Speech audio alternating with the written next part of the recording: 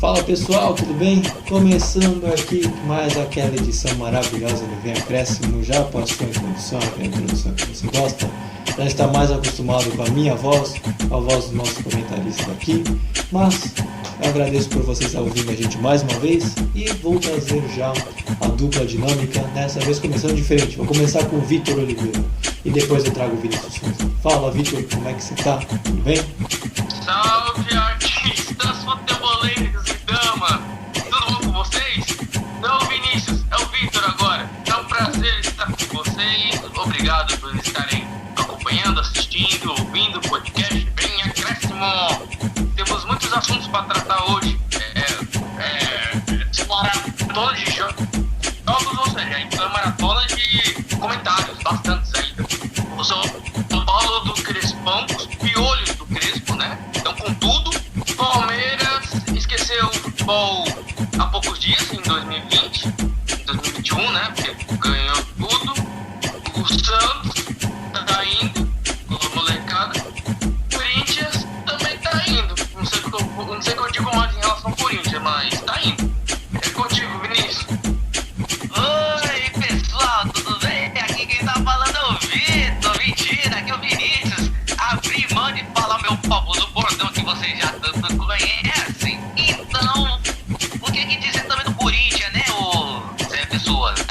É o Corinthians com pé no futebol e o Santos fazendo o quê, né? Santos sendo Santos, né? A gente tá gravando justamente no momento que tá ocorrendo o jogo do Santos contra a Inter de Limeira, mas temos muitos assuntos a se proclamar nesse adorável podcast, onde aposto que você já se inscreveu no canal hoje, você já deixou seu like, já deixou seu comentário e também compartilha com a rapaziada. Então, Luiz, traz as notícias, traz o que bom que aconteceu aí pra a gente introduzir nesse podcast. Bem, o Vinícius já antecipou aqui, né? Antes de tudo, antes de trazer já todos os nossos assuntos, eu vou pedir para que você se inscreva encarecidamente no nosso canal e possa compartilhar com seus amigos, familiares, periquito, papagaio, para o seu pessoal, para a sua roda de amigos e para todo mundo. E vou pedir para que você veja os nossos outros vídeos, porque assim você acompanha, dá sugestões pra gente, solta os comentários e aí você deixa o like, compartilha também com o pessoal, mas veja os nossos vídeos também, a gente traz um conteúdo bem legal. E aí eu quero que o Vinícius fale também, porque tá apontando aqui pra mim, ele quer falar. Fala, Vini.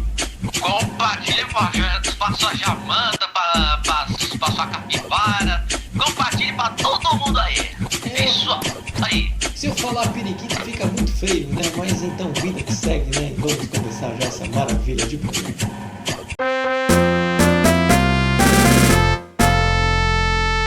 É preciso ser muito inteligente porque é que hoje nós trouxemos poucos jogadores. Primeiro porque temos muitos jogadores de fora lesionados, temos o Verón fora, já vos disse que o Wesley tem problemas de pubalgia, hoje tivemos que o guardar, temos um menino que tem um toque,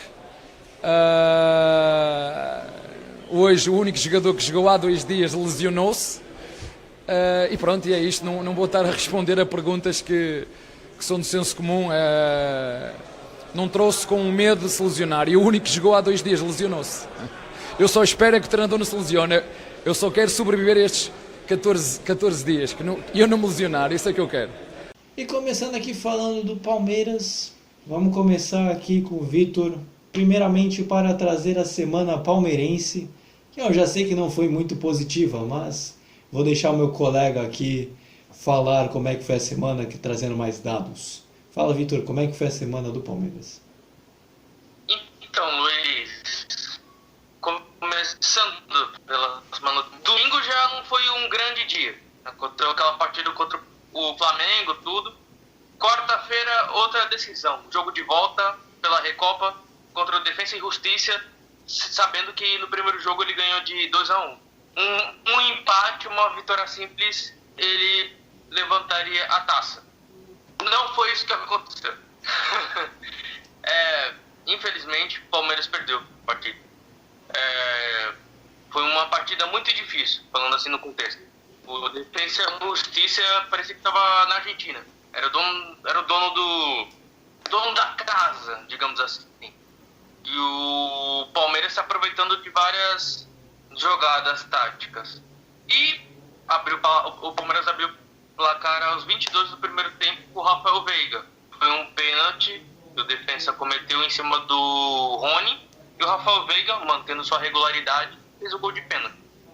Não deu nem 7 minutos para respirar tudo. O Brian Romero empatou a partida aos 30 minutos do primeiro tempo. E o primeiro tempo não teve muitas emoções, foi um jogo bem truncado, os argentinos bem intensos na partida, e o Palmeiras com a maratona de partidas, eu acho que tá cansando, foi isso que ele deixou bem claro. Começou o segundo tempo, tudo, como uma proposta, aos 22 minutos o Vinha foi expulso, deu um chute nas costas do adversário, e aí melhorou o jogo para a questão do defensa com um jogador a mais. Só que você pensa, ele foi expulso aos 22, aos 30, fez gol, né? Deu um tempinho com a pressão. Não, foi no último minuto da partida que o Defensa e Justiça conseguiu fazer um gol. E foi um bonito gol, e foi nem jogada, foi um chute fora da área, e o Benítez, não o jogador do São Paulo, mas o Benítez do Defensa, foi lá e aos 47 minutos fez o gol da vitória, e com esse placar levou para a prorrogação.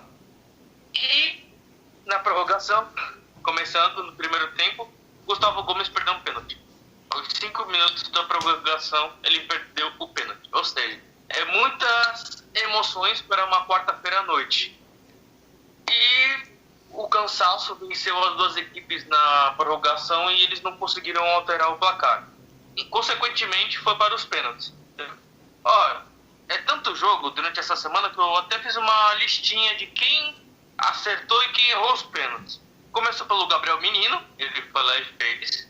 O Frias foi lá e fez. O Luiz Adriano perdeu. Vale lembrar que o Luiz Adriano, antes dessa partida, estava com suspeita de Covid, levou a mãe dele no supermercado e aconteceu aquilo tudo. Então, ele já era muito criticado por essa atitude e ainda foi lá e perdeu o pênalti. Ou seja, imagina quando deve ter ficado. Continuando, ele perdeu o pênalti. O zagueiro Merentiel fez o gol. Gustavo Gomes, aí sim acertou. Isnaldo também fez o gol. O Rony Rústico fez o gol. E o Enzo Fernandes fez o gol. O salvador da pátria do Palmeiras perdeu o pênalti, o Everton. E o Defensa e Justiça ganhou a Recopa. Então, no final das contas, assim, o Defensa e Justiça mereceu a vitória. O cansaço abateu o Palmeiras. Quer que eu emende o São Paulo na sexta-feira, Palmeiras e São Paulo? Mais fácil, né? Manda. Já solta. Aqui. Então, essa partida que eu falei foi na quarta. Falando para sexta-feira, o clássico. Palmeiras e São Paulo no Allianz. Olha só. Vou falar bem rapidinho. Foi uma partida muito equilibrada. Muito mesmo. Eu fiquei surpreso porque o Abel Ferreira colocou o Palmeiras no 3-5-2. No mesmo esquema que o Crespo faz no São Paulo. Então eu fiquei imaginando, caraca, o Palmeiras sempre tem aquela tática de 4-2-3-1, né? Aí nessa pegou lá com o adversário, fez o 3-5-2. Olha só, como é que vai sair tudo. Eu vou mostrar minha opinião para vocês. Quando eu vi essa escalação do Palmeiras no 3-5-2, eu falei, não vai dar certo. Porque o Palmeiras vem jogando numa tática diferente dela. E jogando nessa tática 3-5-2, com jogadores que são reservas, que não tem aquele entrosamento, né, não vai dar tão certo assim. O Palmeiras segurou o São Paulo no primeiro tempo, assim. O Palmeiras não conseguiu chegar muito ao ataque, por justamente a falta de entrosamento entre os jogadores, e o São Paulo não teve aquela eficiência no primeiro tempo. Tanto que o Palmeiras errava muito na saída de bola. Tanto que no segundo tempo, o São Paulo foi lá numa errada do Gustavo Scarpa, saída de bola errada, o Dani Alves roubou e o Pablo fez o gol, o único gol da vitória do São Paulo. Porque a partir desse gol do Pablo, o Palmeiras não conseguiu mais chegar. O São Paulo neutralizou o meio de campo e os jogadores de ataque do Palmeiras. E o São Paulo valorizou a posse de bola. Então, encerrando assim, foi uma semana bem complicada para o Palmeiras. Perdeu o título no domingo e na quarta. e perdeu o clássico na sexta. No sábado de manhã, o muro do Allianz Parque já amanheceu pichado. Então a semana palmeirense foi bem complicada e eles estão jogando agora pelo Campeonato Paulista. Nesse momento que a gente está fazendo a gravação, que vai sair o programa para você que está escutando terça-feira ou em qualquer outra data, a gente está gravando no domingo, no mesmo horário que está saindo o jogo do Palmeiras e do Santos, e que posteriormente vai começar o jogo do Corinthians às 10. Então, Vitor, o quanto essa Recopa pesa para a temporada? Não só a Recopa, com a Supercopa, a Recopa emendada com a Supercopa. O quanto isso pode pesar para o Palmeiras para a temporada? Apesar de não ser os dois principais títulos, parece que já está começando a criar uma mini crise. O que isso pode pesar para o resto da temporada? Concordo, Luiz. O que pode pesar para ele é ligar o sinal de alerta. O Palmeiras tem crédito por ter ganhado o título e jogando um futebol bonito, assim. Só que agora é aquilo, quando o pessoal ganha muito título, ganha muita partida, ele começa a ser neutralizado, estudado pelos outros adversários. E acaba dificultando e aparecendo essas situações ao longo da semana que eu já mencionei aqui. Então, e também esse calendário maluco não ajuda muito a recuperar seus adversários, né? O Palmeiras, no caso. E os adversários também, né? Porque esse calendário tá todo mundo apertado. Diga o São Paulo nessa semana. Então é questão do rodízio e tudo. E eu creio que não vai importar muito, porque o pensamento do Palmeiras é a Libertadores. O Paulista é mais um laboratório para ele ver com quem ele pode contar para o resto da temporada. E como é que você faz a análise até agora do Palmeiras no Paulista? Tá legal? Você acha que a campanha tá boa? Desde aquela volta, quando teve a paralisação, voltou, tá esse calendário maluco, mas como você vê a campanha do Palmeiras no Paulista? Você acha que está satisfatória pelo nível do elenco, pelos campeonatos? Como você avalia? Então, Luiz, como tem times que tem bastante jogos, tem times que tem menos jogos, assim, o Palmeiras, se não me engano, está com 6 jogos, ou 5. A campanha do Palmeiras no Paulista, Luiz, tá bem regular, assim, porque tem times que já jogaram bastante partidas, tem outros times que jogaram menos, tudo diante do calendário, da prioridade, porque tem times que estão envolvidos em Libertadores, Copa do Brasil e tudo, então tem uma prioridade maior em fazer seus jogos primeiro. E acontece essa sequência de jogos malucos. Então eu acho que aos poucos o Palmeiras vai se encaixando. O problema, assim, espero, né, como setorista do Palmeiras, com essa sequência de jogos o Abel não perca jogadores, porque é necessário fazer rodízio nessa campanha do Paulista, emendando junto com o Libertadores. Então vai ser bem complicado a situação, tudo, mas eu acredito que o Palmeiras vai se ajeitando e ele vai utilizar esse Paulista como um laboratório para testar os jogadores com que ele pode contar para o resto da temporada. E para fechar o assunto do Palmeiras, sem falar dos próximos jogos, vamos falar do campeonato mais importante que o palmeirense quer escutar, que é a Libertadores. A Libertadores da América vai começar nessa semana, que está se iniciando, e o Palmeiras vai enfrentar o Universitário, que é um dos times, acho que talvez de menos conhecimento aqui no Brasil. Mas o grupo do Palmeiras não é um grupo muito fácil, né, Vitor? O grupo do Palmeiras está complicado.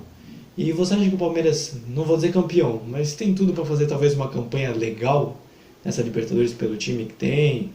Ou você acha que de repente alguma coisa pode atrapalhar, como por exemplo o calendário maluco já? Pois é, Luiz. O grupo do Palmeiras, antes do sorteio, na verdade, a gente tratava como não de fácil, com equipes que não tinham tanto aquela tradição, Mas depois que aconteceu com o Defensa e Justiça, eu já mudei minha opinião. Falei, caraca, esse Defensa e Justiça eu pensava que ele era fraco, mas não é não. Olha só que fez com o Palmeiras. E esse Universitário parece ser uma equipe meio fragilizada. O Independente Del Valle já não, né? Então, vendo essas três, essa conclusão que eu tiro é que esse grupo do Palmeiras está bem complicado com essas duas equipes. O Universitário, eu creio que não vai ameaçar tanto o Palmeiras, mas também tem que ver a questão do Paulista junto com a Libertadores, né? Porque vai ficar bem difícil a situação. Muitas viagens, ver a gente de volta, tudo do Covid, né? Espero que eles não tenham com essa coisa de viagem e tudo. Mas vai ser... É bem Libertadores raiz, né? Libertadores, Paulista, vai ser bem complicado, Palmeiras. E agora, para fechar, Vitor, a gente fala dos próximos jogos. Vai enfrentar o Guarani e o Mirassol, sem contar o Universitário. Você espera uma semana mais tranquila para o Palmeiras agora, passando essa turbulência toda na semana? Você espera agora uma semana mais tranquila, com vitórias, com um início legal na Libertadores? Dá para imaginar uma semana mais suave? Creio que uma vitória na Libertadores deu uma acalmada nos ânimos. Aí depois no Paulista a gente vai vendo como é que vai ficar. Mas eu creio que uma vitória na terça ou na quarta-feira, não estou me lembrando de cabeça, tantos jogos, tanta data também, às vezes até. Mas creio que uma vitória na Libertadores deu uma acalmada nos ânimos para o Abel colocar a casa em ordem. Então aqui a gente fecha a semana do Palmeiras, essa semana turbulenta, com muito assunto. E agora a gente passa para o Corinthians também. E convenhamos também, não está passando por uma situação também tão fácil, né?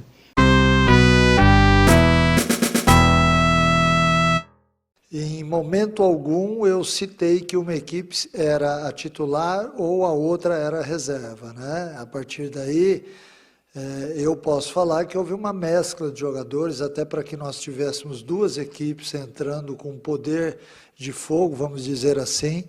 Era importante naquele momento onde eu montei um sistema defensivo que era aquele que vinha jogando mais partidas, que é considerado titular, com alguns garotos à frente, num campeonato onde nós jogaríamos 4 jogos em 8 dias, né? E posterior a isso, o pensamento era, no outro time, a gente entrar com alguns atletas experientes, a maior parte deles também com alguns atletas mais jovens que já estavam no clube.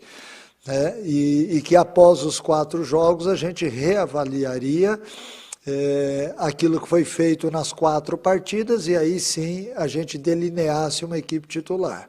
E agora você já escutou o áudio do Mancini, agora vamos falar do Corinthians.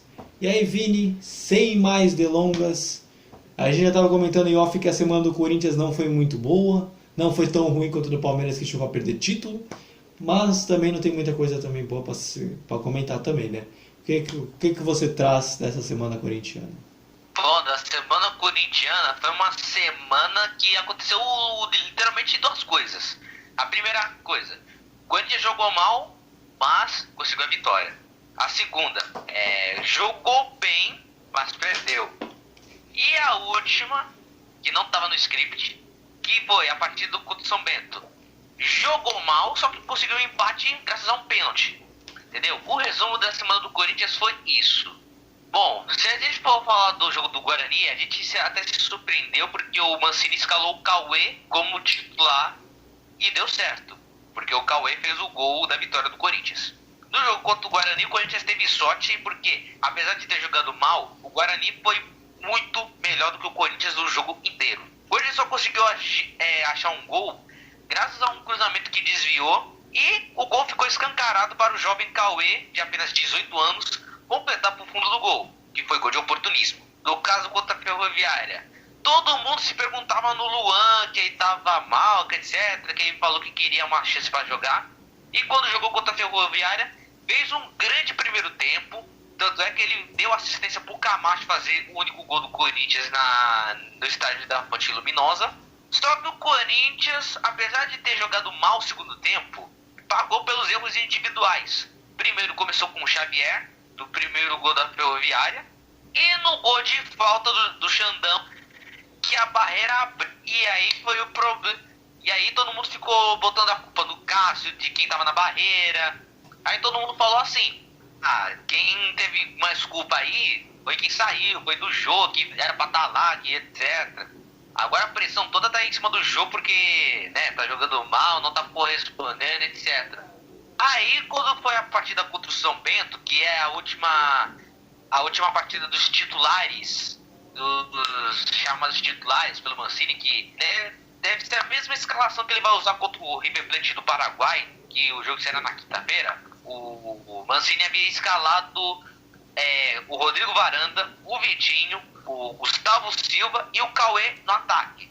Eles fizeram um péssimo primeiro tempo, tanto é que o Corinthians tomou um gol, e um belo gol, pra falar a verdade, de um lateral direito do São Bento, que saiu lá do campo de defesa, passou pelos jogadores que não tiveram uma proeza de dar carrinho, de chegar com mais intensidade. Ou seja, o cara sambou na cara da defesa do Corinthians para fazer o gol. E, aliás, foi um belo gol. Aí, eles estavam com aquela estratégia, tipo, faz um gol e fecha a casinha, que é uma mini espécie de estratégia que, cara, tô começando a detestar faz um gol, depois retranca, mano.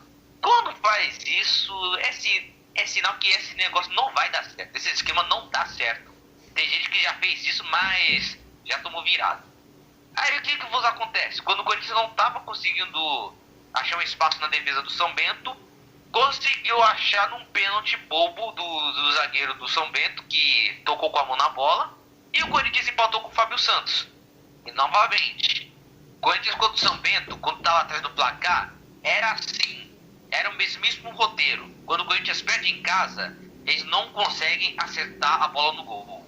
Eles ficam com aquele esquema de chuveirinho na área, de cruzamento, só porque o Jô é grandão, tem que cruzar na cabeça dele. Eles deviam tentar algo diferente, tipo uma enviada de bola, combinar alguma jogada, alguma coisa assim, entendeu? Ficar nesse esquema de chuveirinho na área não vai dar certo, porque a defesa rival vai tirar todas, literalmente. Aí, contra a Ferroviária, como eu já disse, foram erros individuais que custaram 3 pontos. No jogo contra o Guarani, deram sorte. Jogaram mal, mas deram sorte porque conseguiram um gol por causa de um desvio. E é isso. Daqui a pouco vai ter o jogo contra o Ituano e a gente espera que esse jogo seja diferente do que os outros citados.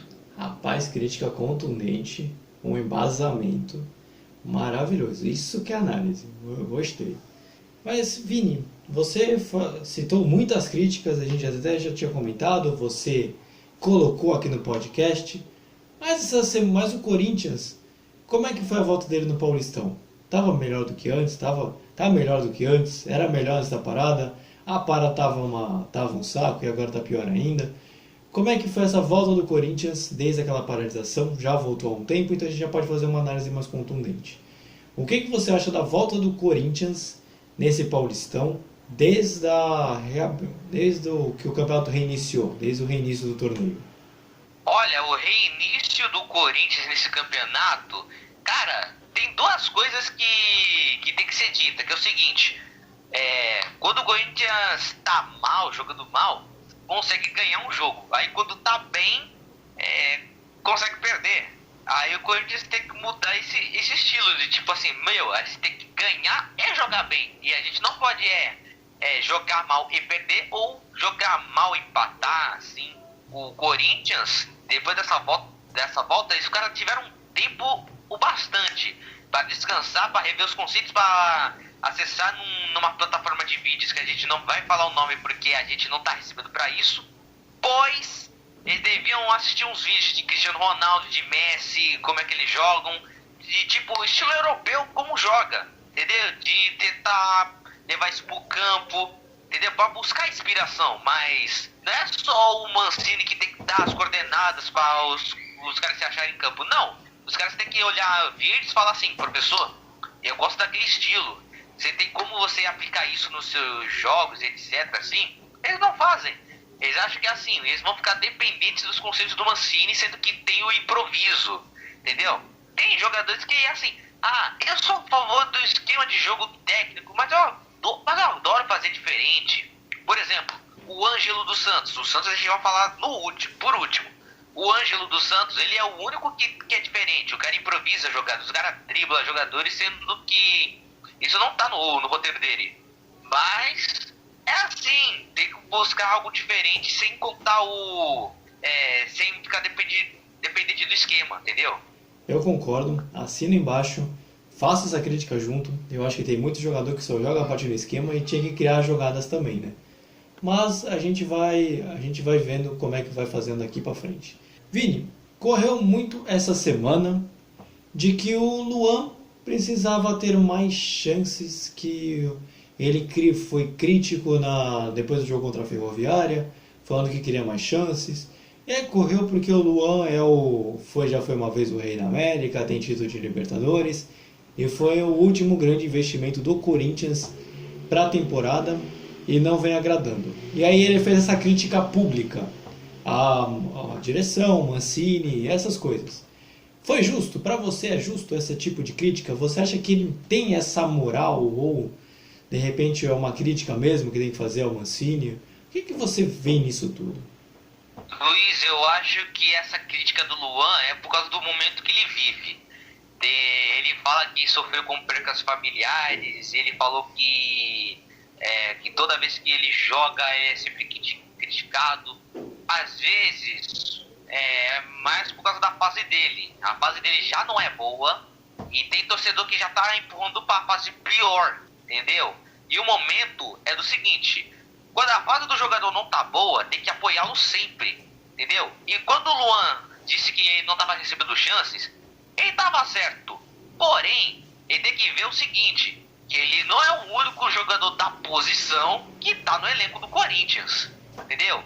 Tem o Luan, tem o Arauz, tem o Rony, tem o Otero, o Casares já saiu, mas tinha o Casares como opção, tem o Watson, tem o Vitinho, tem o Rodrigo Varanda como opção de meio campo, entendeu?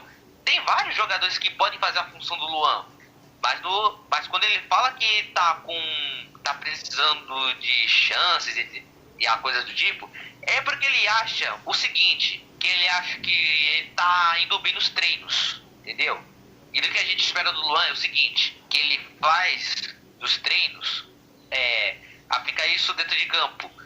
Só que dessa vez com câmeras olhando, com torcedores olhando de casa, com vários comentaristas falando assim, pô, o Luan agora tá jogando bem, o que será que ele andou fazendo?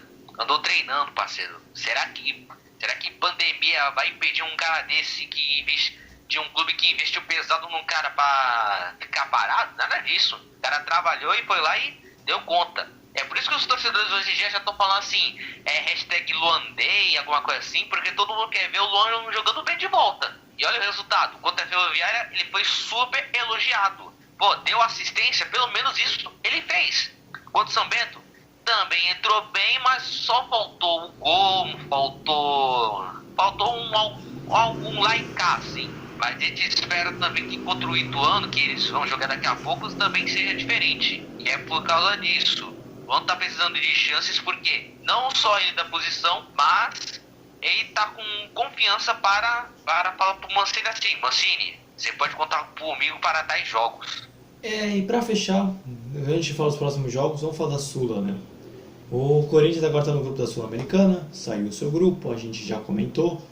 E agora ficou definido que só um time do grupo da Sul-Americana passa. E aí fica uma situação mais pesada. O grupo do Corinthians não é tão fácil, até porque também o Corinthians não vem jogando uma bola tão grande para a gente afirmar que até mesmo o Corinthians pode passar em primeiro. Mas Vini, eu quero que você comente sobre a expectativa do primeiro jogo contra o River Asunción e depois para você comentar também o que você acha dessa Sul-Americana para o Corinthians. Na minha opinião, o Corinthians na Sul-Americana vai começar com pedreira, na minha opinião. Eu posso não conhecer o time do River Plate do Paraguai e muito menos do elenco ou da história do clube. Mas eu já posso garantir que River Plate do Paraguai é pedreira. Ah, mas é River Plate que tu não conhece. Mesmo assim é pedreira, porque, galera, é o seguinte, qualquer clube desconhecido já é pedreira, entendeu? A gente viu isso contra o Guarani, contra o Tolima, a gente pode ter visto com trocentos mil clubes. Mas mesmo assim, será pedreira do mesmo jeito. E o Corinthians fora de casa, nessa temporada, tá mais ganhando partidas do que perdendo. E pode ser um bom sinal do Corinthians começar ganhando, começar empatando, porque o Corinthians vem numa crescente, só que o futebol não tá empolgando os torcedores.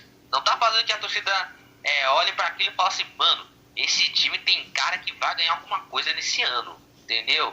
Aí, já que a primeira parada será contra o River Plate do Paraguai e vai num campeonato onde tem que se classificar em primeiro, tem que jogar muito mais do que vem jogando o Corinthians. Não é só ficar dependendo do resultado. Assim, faz um gol, depois recua todo mundo. Não, busca o resultado. Se quer ser campeão, tem que jogar pra cima. Não tem que, assim, jogar com regra na mão ou com o resultado na mão. o que vale título, Luiz, é o esquema, a concentração e o principal, a improvisação do atleta. Tipo, não joga com, assim, meu esquema é isso, aquilo, não.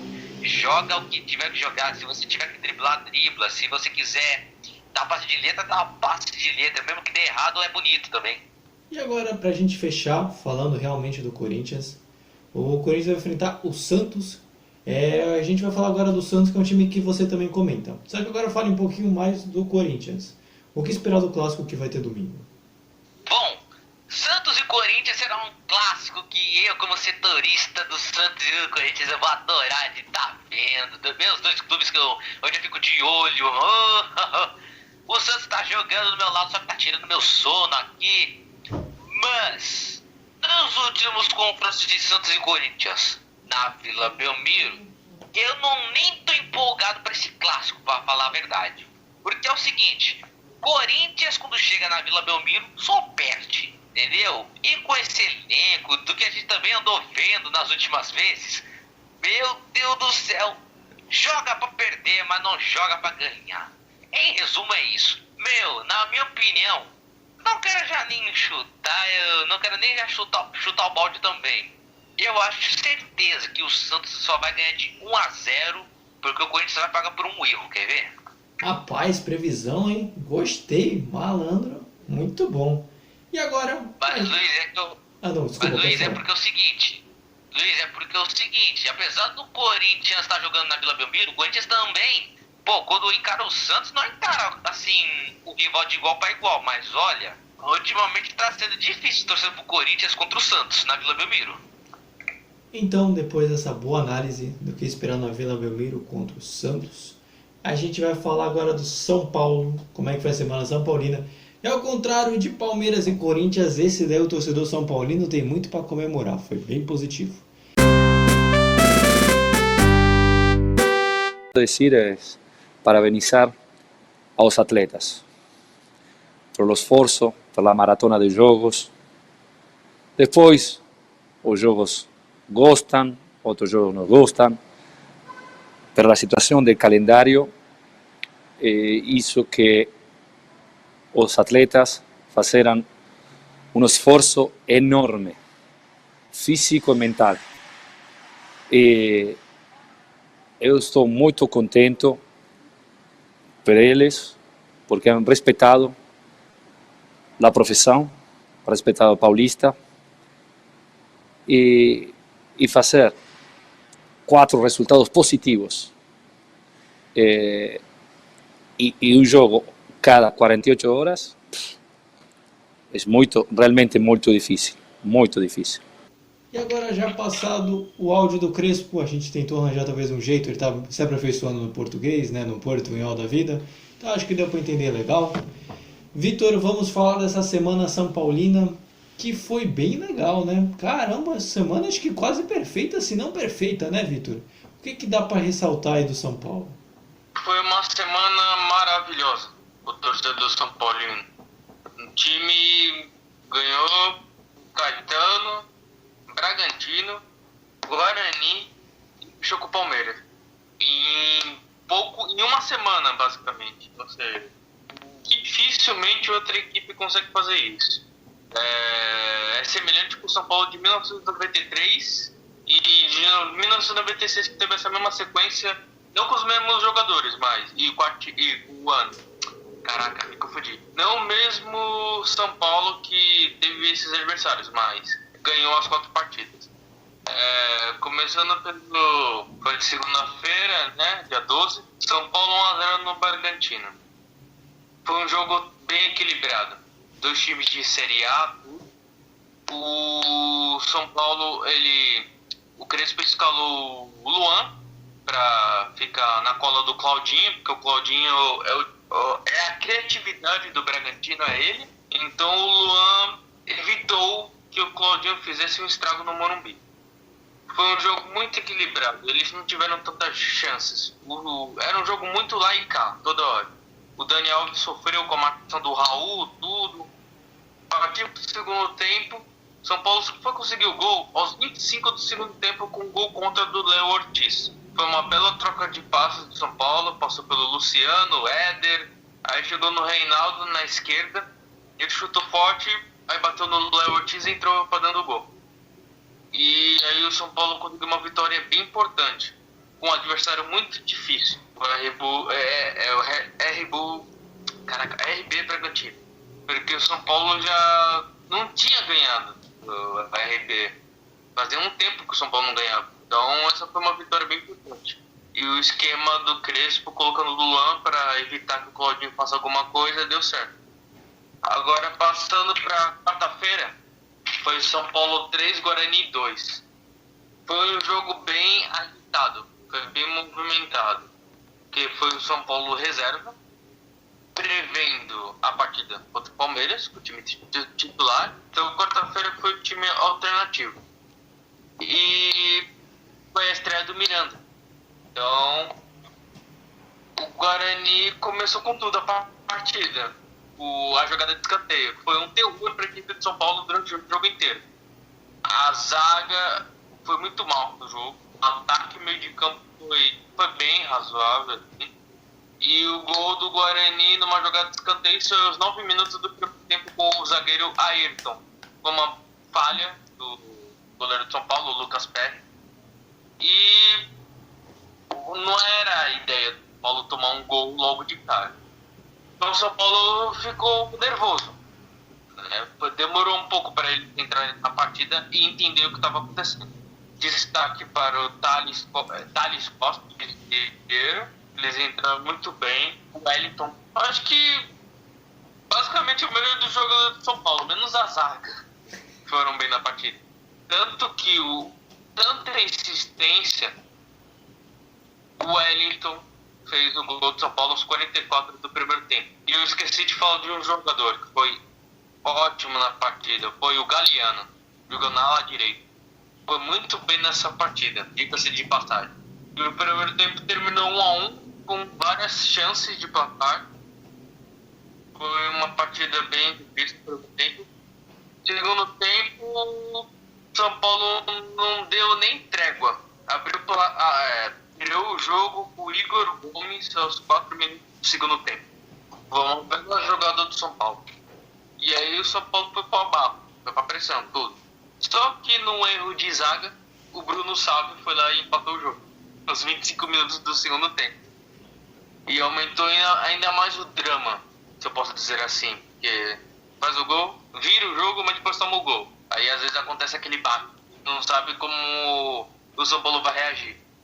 O Vitor Bueno, o novo centroavante de São Paulo, antes de fazer o gol, perdeu um gol feito. E todo mundo já estava criticando ele. Não deu nem 2 minutos, ele foi lá, o Galeano deu assistência para o Vitor Bueno fazer o gol da vitória aos 38 minutos do segundo tempo. E a partir daquele minuto foi bola na área do São Paulo, que o Guarani colocou. O Galeano salvou uma bola que ela ia direto pro gol. Foi uma partida mais difícil do que a partida do RB Bragantino. São Paulo ganhando 3-2. Agora, indo para o último jogo dessa semana, Palmeiras e São Paulo, falar para do lado do São Paulo. Foi uma partida bem segura do São Paulo, foi bem paciente. O time todo foi bem, com o Daniel Alves na ala direita. O velho Daniel Alves na ala direita, né? Tempos de Europa, tudo. E no primeiro tempo o São Paulo não foi muito eficiente. Errava no último passe. E incrível como o Luciano dá uma dinâmica melhor para esse time. Tanto que o Daniel Alves colocou uma bola na cabeça do Luciano e o Luciano não pôde perder aquele gol se tratando de clássico.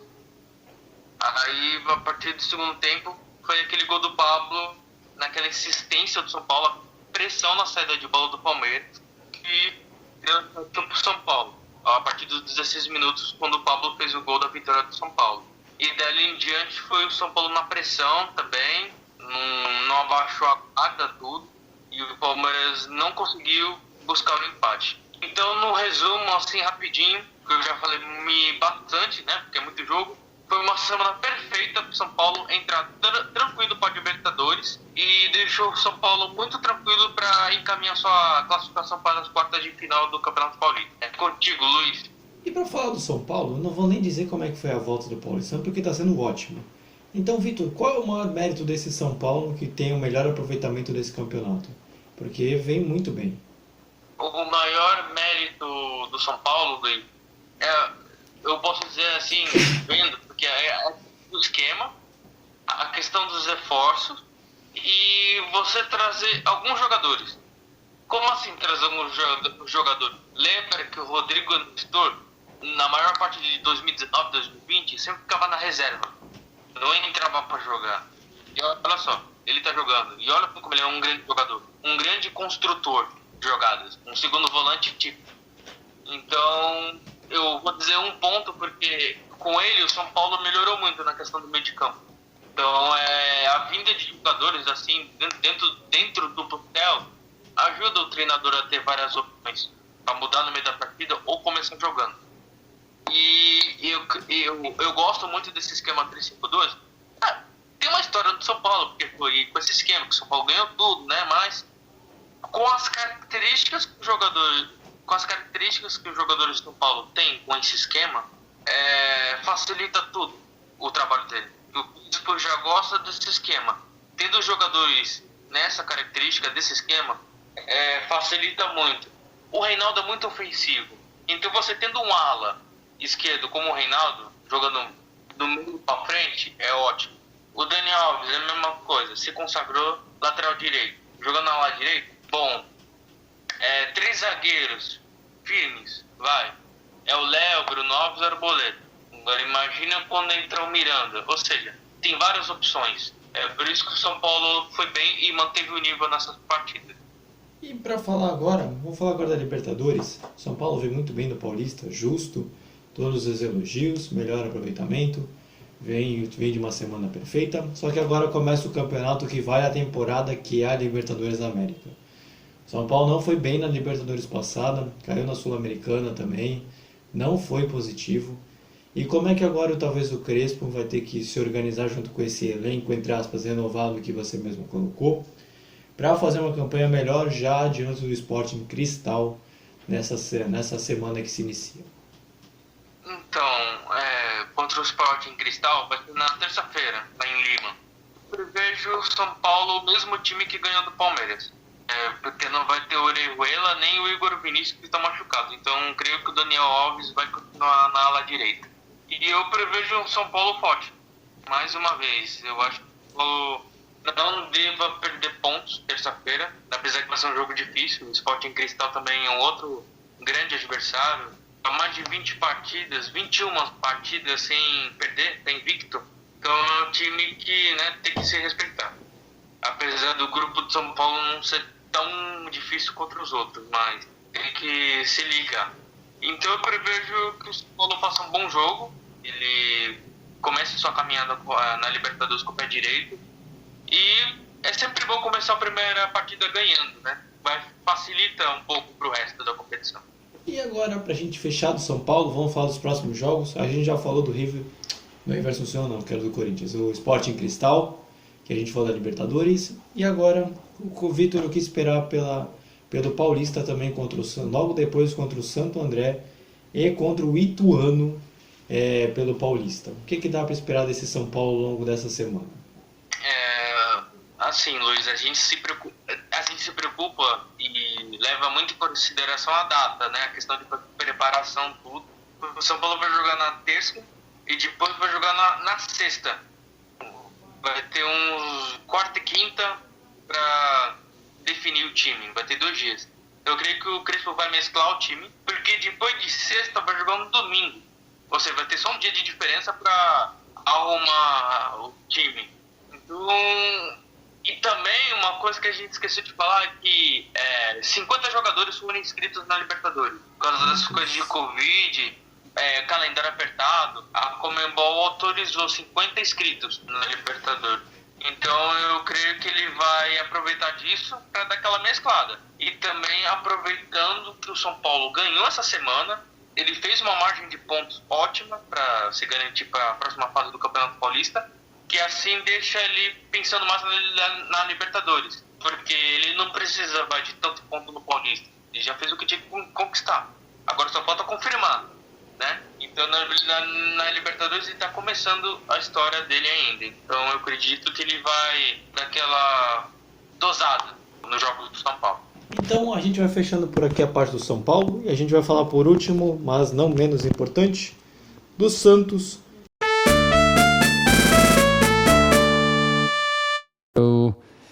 Analizó el juego con un equipo de reserva, porque tenemos que jugar Libertadores en 48 horas. Y es el primer juego de local y es muy importante empezar en la Libertadores con la ilusión que tenemos de hacer una muy buena copa. Mas sabemos que hay algunos jóvenes que tienen que hacer su experiencia y que la única manera de hacer esa experiencia es jugando. Y a partir de allí, como son jóvenes, no se pueden ser categóricos en lo que uno piensa, porque necesitan un proceso de adaptação, de trabalho e oportunidades de jogar. E agora, para falar do Santos, já passou o áudio também de outro treinador estrangeiro, da Ariel Roland, que a gente está tentando se acostumar um pouquinho, então talvez o áudio fique um pouco difícil de entender, mas o portunhol já está no nível melhor. Vini, como é que foi a Semana Santista? Que eu acho que, sinceramente, só o São Paulo teve uma semana muito boa, né? O Santos também não teve aquela semana, apesar de ter se classificado no Libertadores. Como é que foi a Semana Santista aos seus olhos? Bom, a Semana Santista foi resumida em festa na Libertadores para chororô no Paulistão. Mais do que dizer, na Libertadores o Santos se classificou para cima do São Lourenço. O jogo foi em Brasília e a gente do Vem Acréscimo se confundiu, a gente achou que ia ser na Vila Belmiro, mas o jogo em Brasília, o Santos empatou em 2-2 com o São Lourenço, aquele time embaçado demais, que nem aquelas embaçadeiras que temos ali no carro. Bom, o Santos começou indo bem, abriu 2-0, mas cedeu o empate pro São Lourenço. Quem fez os gols? Marcos Leonardo e Pará, e pro lado argentino, o de Santo, ex-Atlético Mineiro, e o Ángel Romero, ex-Corinthians, aquele cara que todo santista detesta de ser lembrado, aquela frasezinha de 2018 que eu nem vou citar aqui porque senão serei xingado pela mídia, e fez o gol do São Lourenço, 2-2, e mesmo assim o São Lourenço não se classificou, no agregado 5-2, quer dizer 5-3. Bom, aí no Paulistão a pataquada começou contra a Ponte Preta. O Santos literalmente se perdeu do jogo, apesar de estar usando seu time misto. O Santos foi completamente dominado pela Ponte Preta. Destaque também para o atacante João Veras, que marcou 2 gols da partida e ainda ajudou na construção do terceiro gol da Ponte Preta, que foi marcado pelo Moisés. Bom, até aí eu não tenho como dar de desculpa, porque o Santos estava usando um time misto, mas era time reserva, então era só um teste, então não tinha como a gente pensar numa outra coisa. Assim, pensar assim, mesmo o Santos com o time reserva vai ganhar e não sei o que. Não, mesmo você usando qualquer jogador, seja titular, reserva do time B, etc., você sabe que nem sempre o seu time vai ganhar. Às vezes tem que ganhar num dia e perder no outro, e aí tem que fazer essa famosa dosagem no futebol, que o futebol é maravilhoso por causa disso. Num dia você ganha bonito e você perde feio. E tem uns que perdem bonito até. Tem uns que perdem até com maquiagem. Mas o Santos pegou a Inter de Limeira agora há pouco, depois quando a gente estava falando de Palmeiras, Corinthians e São Paulo. Bom, o Santos ganhou a partida, só que foi um jogo também que, olha, o Santos está fazendo estágio com o Corinthians de jogar um futebol feio, né? Porque, meu Deus do céu, se com a Ponte Preta já foi ruim, a Inter de Limeira, então, olha, o Santos conseguiu os 2 gols com Bruno Marques e com um gol contra do zagueiro da Inter de Limeira. O Santos jogou, mas não jogou bem. Foi aquele jogo que o Santos tinha que aquele tipo de jogo que assim, vai Santos, cumpre esse jogo porque a gente tem mais coisas importantes para se disputar e alguma coisa assim. E o gol da Inter de Limeira foi marcado pelo Lucas Chips, ou seja, Lucas Batatinha Chips. Inter era da piada, né? Bom, Lucas Batatinha fez o gol da Inter de Limeira, mas, pra ser sincero, a Inter de Limeira tava até melhor do que o Santos. Era pra esse jogo ter terminado em 3-3, entendeu? Mas o Santos agora vai se preparar pra Libertadores, porque a parada é dura. Pô, pegar o Boca Juniors pra depois pegar mais esse time encardido aí, meu amigo, aí Ariel Holan vai ter que ter um trabalho imenso.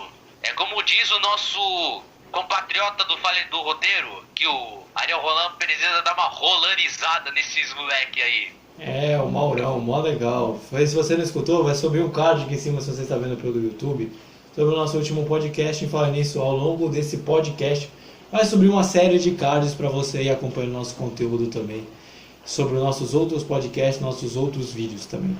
Então acompanhe lá, é super legal também.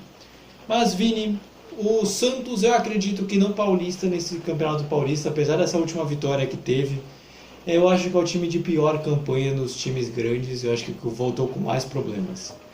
É para ligar um sinal de alerta mesmo ou não nesse Paulistão? Bom, até o momento não é hora de ligar o sinal de alerta, porque com essa vitória contra a Inter de Limeira dá uma certa tranquilidade pro time da Baixada. O Santos, no momento, ele tá concentrado para Libertadores. Já o Campeonato Paulista, eu ainda tenho as minhas dúvidas, porque o Santos não conquista o Campeonato Paulista desde 2016. Mas claro, que o santista gosta de ganhar tudo, gosta de ganhar troféu, assim como até na época do Pelé estavam acostumados com isso. Mas tem que ser aquelas coisas. O Santos está em crise e está precisando de dinheiro. Se ganhar o Paulistão, geralmente o campeão não ganha aquela coisa, aqueles milhões de reais, mas pelo menos uns 12 milhões de ser o campeão não é pouca coisa não. Por exemplo, a Libertadores, por exemplo, se você for se o time for campeão, ganha por volta de 130 milhões de dólares. Quer dizer, 130 milhões de reais, o que equivale aqui em dólares, equivale a uns 25 milhões de dólares, eu acho. Não sou bom não sou bom com contas de economia aí, mas enfim. Já a Copa do Brasil, o Santos também está de olho porque o Santos também está com uma dívida tremenda. Mas para ganhar a Copa do Brasil, você tem que, tipo assim, se você ganhar a Copa do Brasil, você tem que ganhar literalmente 60 milhões. Aí o Santos também tem que estar de olho numa competição dessa, porque se ganhar essas competições, dá para sanear pelo menos uns 25% das dívidas que tem. Sem contar também, dívida, sem contar as interferências judiciais, algumas coisas do tipo, que impedem do time da Baixada contratar novos jogadores ao invés de usar a base. E o momento agora do Santos é mais focado na Libertadores do que nesses outros campeonatos. Agora que a gente já está falando, você fez um resumo bem legal do Santos, da semana do Paulista. Mas o Santos vai iniciar agora nessa terça-feira pela Libertadores da América contra o Barcelona de Guayaquil. O Santos não gosta muito de escutar esse nome de Barcelona, mas só que é o clube que vai estrear. E Vini, sinceramente para você, entre todos os grupos eu acho que o do Santos é o grupo mais difícil. E para mim o Barcelona de Guayaquil é o grande divisor de águas talvez desse grupo, né? Porque tendo Boca Juniors no seu grupo, você já sabe que o Boca vai passar. Mas Vini, o que você acha desse jogo e o que espera do Santos nessa fase de grupos? Que o Santos tem que fazer uma Libertadores com honrando a camisa. Tem que fazer uma Libertadores e apesar de a gente ouvir muitos torcedores falando assim, o Santos nesse grupo não tem chance, que etc. Fazer com que o time jogue bem e se tiver que sair, que saia de cabeça erguida. Mas se conseguir passar, a gente aqui do Vem Acréscimo fica feliz porque tem mais conteúdo pra gente falar. Mas contra um Barcelona de Guayaquil, bom, os cientistas têm um certo pesadelo com todos os Barcelonas. Já ouvi dizer que o Santos já marcou até um amistoso contra um Barcelona Futebol de Praia e chegou a perder de 1-0, com gol de calcanhar, inclusive, de uma bola que ficou pererecando aí. Mas, brincadeiras à parte, na última vez que Santos e Barcelona de Guayaquil se enfrentaram, não foi muito agradável dos santistas se lembrarem disso, porque o Santos enfrentou esse Barcelona umas quartas de final de Libertadores em 2017 e acabou sendo eliminado dentro da Vila Belmiro. E ainda mais daquele Barcelona que era forte, na minha opinião, era forte mesmo. Tinha Jonathan Alves, o Caicedo, tinha o goleiro Bangueira, todo mundo tinha um Álvares, um Caicedo, Caistade, tem o Acorda Cedo, tem o Salcedo, tem o Saltardi. Aí, vai Luiz, prossiga aí que tô falando asneira demais. Não, mas agora o Santos joga, sem contar contra o Barcelona de Guayaquil, contra o Novo Horizontino e depois contra o Corinthians. Vini, comente o que você espera dessa semana santista. E depois você fala do clássico, já comentou do lado do Corinthians, e agora você fala do lado do Santos, o mandante. Bom, contra o Novo Horizontino eu ainda tenho minhas dúvidas. O Santos vai jogar em casa, não é? Contra o Novo Horizontino. Vai. Então, bom, pro Santos na visão de santista será moleza. Porque assim, o Santos e o Novo Horizontino, eles estão assim como é que eu posso dizer? Eles estão com um futebol meio parecido, assim. Sem querer ofender tanto uma equipe quanto outra, mas tem uma coisa ali lá e cá que não fica encaixando, mas enfim. Eu acredito que esse confronto saia no empate, porque é o seguinte, o Santos está priorizando Libertadores, depois tem um clássico contra o Corinthians, e o Santista tá todo alegrinho, porque quando tem Corinthians e Santos na Vila Belmiro, todos os santistas já têm. Se quiser editar, acabei de ver, a gente edita essa parte. O Santos vai jogar fora de casa. Eu coloquei aqui no aplicativo, eu confundi com o jogo do Barcelona de Guayaquil. O Santos joga em casa contra o Barcelona, não fora. Ah, entendi. Depois você edita vai essa jogar parte. fora, entendi. Bom, refaz. A gente corta essa parte. Tá bom. Santos e Barcelona de Guayaquil, que vão se enfrentar fora de casa, lá no estádio, sei lá da onde, lá no Equador. Bom, vai ser uma parada difícil, porque os santistas não gostam de se lembrar de qualquer Barcelona, inclusive de futebol de praia. Ouvi dizer que eles marcam um amistoso e perderam de 1-0 com um gol de calcanhar de um jogador do próprio Santos, e não vou revelar o nome, porque senão ele vai me xingar aqui no ADM. Então, passando aqui do Barcelona de Guayaquil da Libertadores, você vai pro Paulistão, a nossa pataquada continua com Santos e Novo Horizontino, e depois tem o clássico contra o Corinthians. Bom, eu acredito que Santos e Novo Horizontino vai sair no empate. Porque é o seguinte, o Santos está priorizando os jogadores para a Libertadores, mas depois tem um clássico contra o Corinthians. Mas é aquilo, o Corinthians não vinha naquelas coisas de enfrentar o Santos na Vila Belmiro, até porque os últimos confrontos o Santos tem ganhado todas e só tomou apenas um golzinho só do Corinthians, só, que foi o gol do Marlone lá em 2016. Eu sei, eu tô ficando velho, vocês também, só por causa dessa informação. Então, com essa pataquada, vamos colocar assim no início desse fim, então a gente vai fechando por aqui mais esse podcast. Eu sei que você queria ter escutado mais, a gente também queria ter bem mais assunto, mas tudo tem fim também, né? Então a gente vai ficando por aqui. E eu quero saber só se o Vini tem frase. Eu quero saber, Vini, solta a tua frase, que eu soube aqui por off que é boa, viu? A frase, meus amigos, é a seguinte: a gasolina está igual à minha vida amorosa, melhor trocar por álcool. Reflexo de muita gente aqui. Dá para listar, eu acho que nós três conseguimos listar uma lista de pessoas que já fizeram isso, mas tudo bem, deixa quieto. Então, antes só de a gente fechar, passar o fechamento para eu, para a dupla dinâmica aqui, vou pedir para que você de novo se inscreva no nosso canal, acompanhe nossos cards que passaram aqui em cima dos nossos outros conteúdos, é super legal, a gente traz vários assuntos desse mesmo estilo. Acesse o nosso Instagram, nos siga nas nossas redes sociais, vai estar aqui embaixo. Nos siga pelos mais diversos agregadores de podcast, vai estar aqui na descrição também. E compartilhe isso com esse vídeo com seus amigos, familiares, e comente também o que você achou. Então, Vitor, seu momento de se despedir, se despeça do pessoal. Obrigado por mais esse programa juntos aqui. Eu que agradeço, Luiz. Obrigadão. É muito bom comentar vários jogos. Tem todos os prós e contras, porque são bastante, a gente até esquece de data, de competição, essas coisas. Mas valeu, valeu, boa noite e até a próxima. Então, Vini, seu espaço agora para se despedir. Obrigado por mais esse programa, assim como o Vitor. E a gente vai fechando por aqui. Meus queridos e minhas queridas artistas, futeboleiros e damas. Nossa, eu errei feio, então peraí. Meus queridos e minhas queridas, independente de qual gênero, artistas, futeboleiros e damas. Vamos ficando por aqui. Obrigado por escutar o nosso podcast. Que venha acréscimo! Que terá uma semana agitada, assim como a gente teve na semana passada, de uma porrada de jogos aí. De jogos para se cumprir, a gente até atualizar o nosso site também, que tá cheio de conteúdo bacana também, de informações legais. E é isso, galera.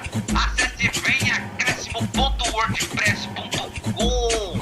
Aqui você confere acréscimo de verdade. Então, tchau, Brasil! Que vem acréscimo! Tchau, Brasil! Que vem acréscimo. Fui, galera!